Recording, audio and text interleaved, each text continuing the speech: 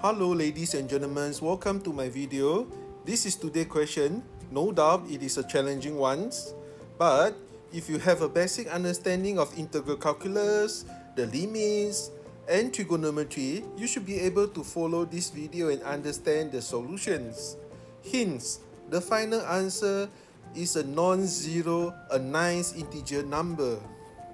In my previous video, I say in most of the cases, we can interchange or swap the limits and the integral. So today, this is the example that we cannot do that.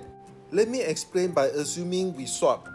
So we have L equals to the limit parts of Q. Follow this explanation, I will show you L is something that not integratable or not valid. We can see that there are two possible answers for the limits. Case number 1. Based on integral 0 to infinity, in case number 1, we assume x is bigger than 0, therefore beta is equals to 1 plus x, which means beta is bigger than 1.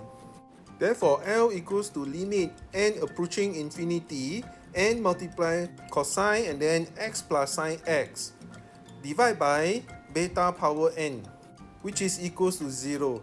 This is because beta power n grows to infinity much faster than n. Therefore, you have n divided by infinity, which is equal to 0.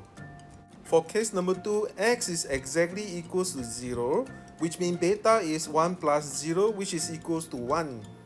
In this case, L equals to limit n approaching infinity, n multiply cosine, and then x plus sine x.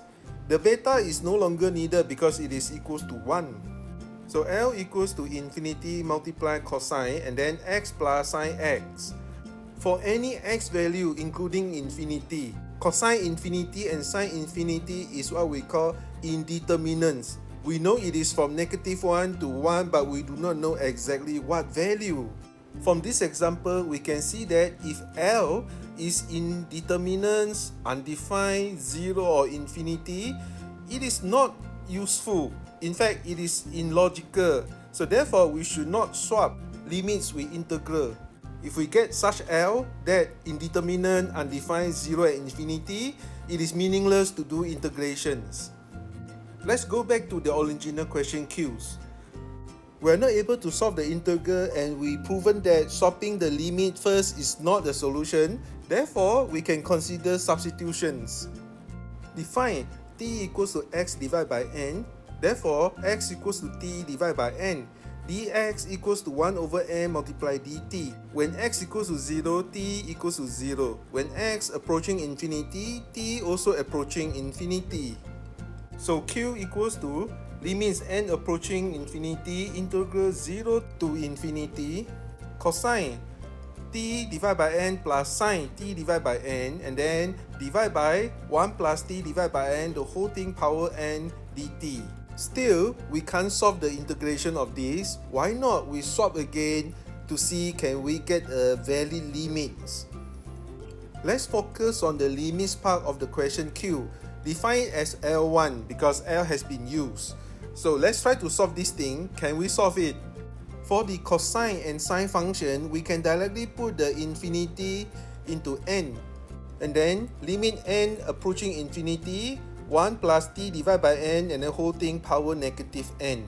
We know t divided by infinity equals to 0, sine 0 equals to 0, cosine 0 equals to 1. Therefore, L1 become much simpler. How do we solve L1? By applying natural log. Left hand side become natural log L1, while the right hand side become negative limit n approaching infinity, n multiply natural log 1 plus t divided by n. Rewrite the n become 1 over 1 divided by n. Putting n equals to infinity, we have negative natural log 1 divided by 1 over infinity, which is negative 0 divided by 0. Applying L'Hopital rules, therefore natural log L1 equals to negative limit n approaching infinity, differential of natural log 1 plus t divided by n over dn, which is negative t divided by n squared plus nt.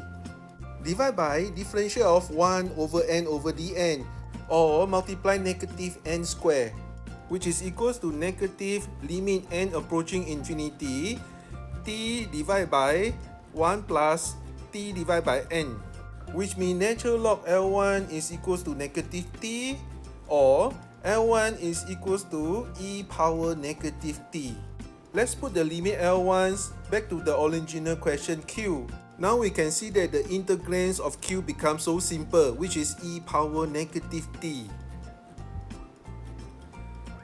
So Q now equals to integral 0 to infinity e power negative t dt, which is equals to negative e power negative t for t equals to 0 and infinity.